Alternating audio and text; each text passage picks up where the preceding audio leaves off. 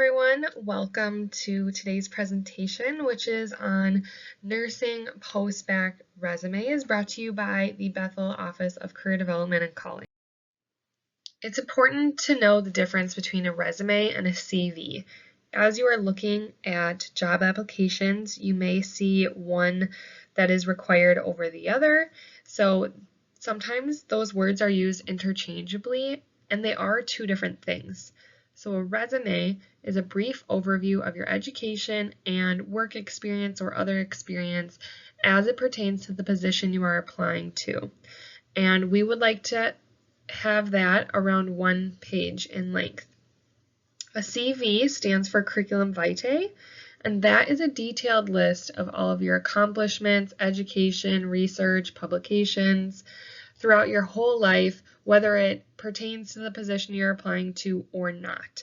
So the length for that is, there is no required length, but we have seen it where it's between 3 to 10 pages depending on how many years of experience and research you have. I like to add this slide in here to give you an idea of what a resume does and what other things you can be doing to obtain a position. So 3 to 4% of job seekers get a job based off of just their resume. 12 to 15% get the position due to their personalized application materials. So that means personalized to the specific job. Now 60 to 80% obtain the position due to networking. So the resume is just the tip of the iceberg. As you start to personalize the resume, cover letter, other items of your application to make sure it pertains to that position, and then even pairing that with networking with someone in that field or in that company or hospital, your chances of getting the position are greater. Regardless, your resume is your ticket into the interview. It is known that those reviewing application materials will spend an average of 6 seconds looking at resumes. So it is really important that the information you have presented in your resume is applicable and legible. So that is what we're going to go over next. Here are the basics of the resume. For the order, you want it to be in reverse chronological order, meaning the most recent experience working your way back in time. Margins can be anywhere from a 1/2 inch to 1.5 inches. No less than a 1/2 inch, no greater than 1.5 inches. And then for your font, it should be 10 to 12 point size, where the section headers can be larger. They should be bolded, underlined. And then the length, again, 1 page. Maximum 2 depending on your experience, but again, that's 6 seconds. Happens very quickly, so you want it to stick around to 1 page. I'm going to go over the basic structure of setting up your resume. So know that there are many things that you can change to personalize the resume for you and for the job you're applying for. For an example, headers. Those can be different. The title of the headers as well as the order. You may want to switch up different sections depending on how it applies to the position. And then other sections, maybe you want to add certain things or take certain things away that I am showing as an example. So just think about what it is that you are going to need to highlight about you for this position. First up, we're going to talk about the contact information. You can see an example above. You will want your first and last name, and then once you do obtain your credentials, you will want that after your name as well. And if you're unsure about how to state those credentials, you can always Google that. You want your name to be the largest font size in your resume because this is where you want to stand out. So this font size is the only area that you should go above the 12 font point. You can bold it, you could capitalize all of this. I do suggest making it centered. And then beneath that, you will put your address. I don't suggest putting your whole address, just city and state will suffice When you fill out an online application, that's where you can have your actual detailed address. And then you will put your cell phone number, the email address. You could do your student or your personal one. Sometimes if you're applying to a lot of jobs, even creating a third email address so you know that that is like your job application email address, that could be something you can do, whatever you're going to check the most. And then I do suggest putting your LinkedIn URL if your LinkedIn profile is up to date. And then you will want to hyperlink that, which I'll talk about at the end. So make sure you're hyperlinking your LinkedIn URL. An optional add-on is the objective, is usually what it's called. That goes just beneath the contact information. And on the next slide, I'll show you an example. So here is an example of an objective. This can also be titled professional profile or personal profile. This could be skills and qualifications. Again, play around with the headers as you see fit. This is where you are introducing yourself, and you do talk about yourself in third person. It should be brief, so around 2 to 3 sentences, and it's kind of an overview of your education and experience. Again, you're going to want to tailor this to the job you're applying for, so highlighting different skills, highlighting different educational credentials, and you can look at different examples online to get an idea. Just beneath that, either beneath your objective or personal statement or your contact information, will be your education. So for postbaccs, you will include your undergraduate degree and then your nursing degree, and this is in reverse chronological order, so your nursing degree will go first. You will bold your degree, and then either beside that or underneath, you will put the location of where you received that degree or where you're expected to receive it. So you can see expected completion May 2022, and then if you already obtained a degree, you just write the date. Some optional add-ons are your GPA. We suggest GPA over 3.0. And then you can also list if you were on the dean's list and how many semesters. And you can also include scholarships if you would like, but that is optional.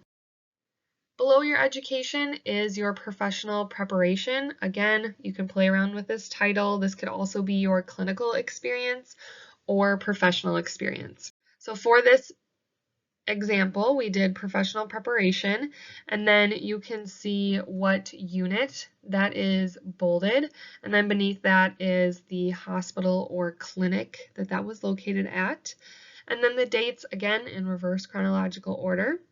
And then you have your bullet points. So each bullet point should start with an action word. So I always look down and look at the first word. So provide, administer, responsible, addressed. You want each of those words, if possible, to be different and not start everyone with worked or responsible for. So if you're having a hard time coming up with different words, just typing in to Google synonyms for provide, and then you can see the different words that you could include in your sentences. Quantify wherever you are able to. So how many patients did you see? What ages? What age range, anything like that. They don't have to be exact numbers. You can say worked with patients 12 to 18 years of age, or you could say 25 patients per floor, anything like that. And you can tailor these bullet points to the specific job. So pulling up the job post side by side to your resume and looking at what keywords do they have in their post that you can incorporate into your examples. Then we have internship experience. So this may vary.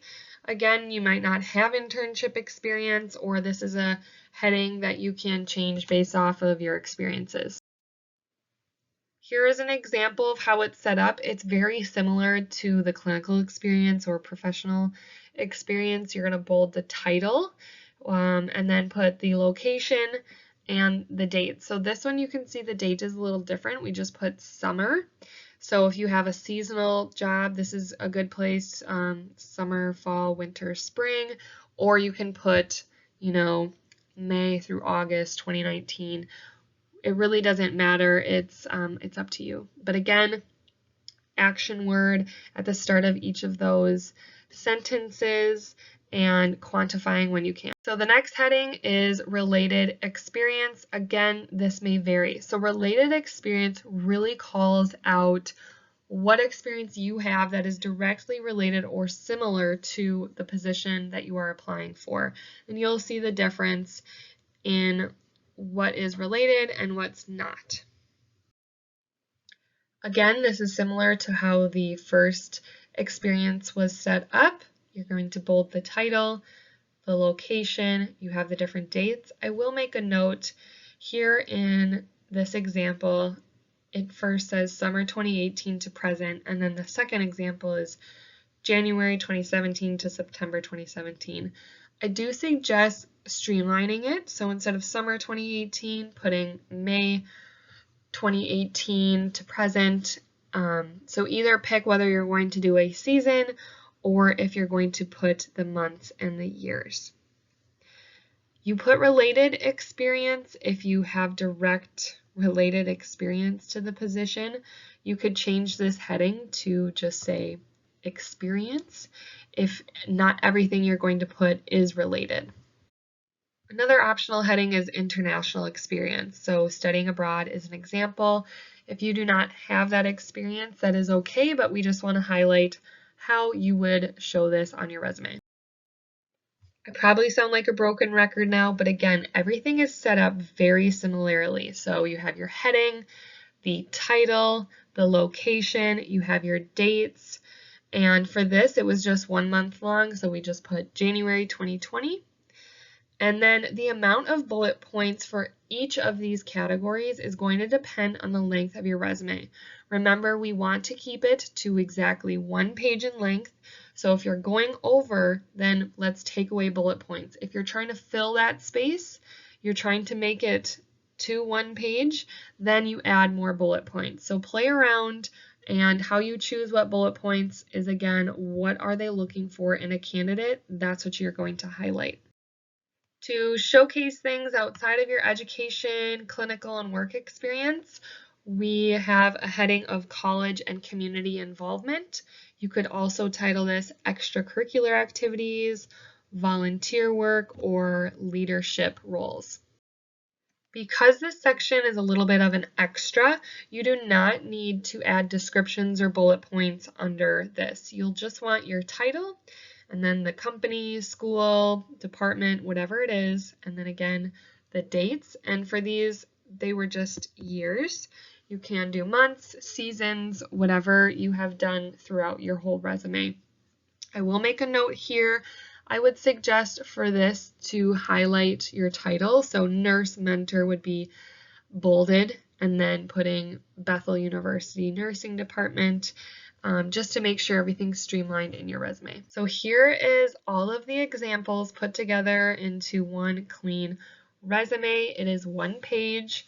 It is clean, professional looking. It is well organized in reverse chronological order. It's easy to read. If I was reviewing this and I had just 6 seconds, I could quickly look down to whatever it is I'm looking for in a candidate and see, okay, what experience looks like they're a pediatric, nurse intern, oh, they have cultural experience, okay, we're moving them on to the next round. So you really want to make sure that your headings are clear, your titles stand out, everything is in well order, and again, hyperlinking your LinkedIn URL so they can always click on that to review that as well. Here's an example that we found online. This is where we took that objective from. And I do suggest looking at online to see what other examples are out there. Every resume is going to be different. I do suggest staying away from Canva for nursing resumes, to use Canva as a template, just because Canva tends to be heavy on the graphics, and for nursing we don't want to distract from your experience, your clinical experience, education. We really want to keep it clean and professional. This is also a reminder that each resume should look different. No 2 people are the same, no resume should look the same. from another. This is true for each position as well. So don't have just one resume that you just blast out to all the applications. You really want to make sure that the words you're using, the experiences you're highlighting, pertain to the position you are applying for. Again, as you look at different examples online, everyone is going to look different. So make sure you take little bits, but also make sure that you're taking any information on the internet with a grain of salt and really making the resume unique to you.